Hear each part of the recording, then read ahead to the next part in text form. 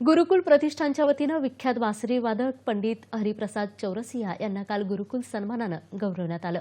ठाणे इथं गुरुकुल प्रतिष्ठानतर्फे 2 दिवसीय बासरी उत्सव सोहळा झाला। पहिल्या दिवशी प्रशांत बनिया आणि रवी जोशी यांची जुगलबंदी आणि मंजुषा पाटील यांचं शास्त्रीय गायन झालं। पंडित हरिप्रसाद चौरसिया यांच्या बासरी वादनानं पहिल्या दिवसाची सांगता झाली।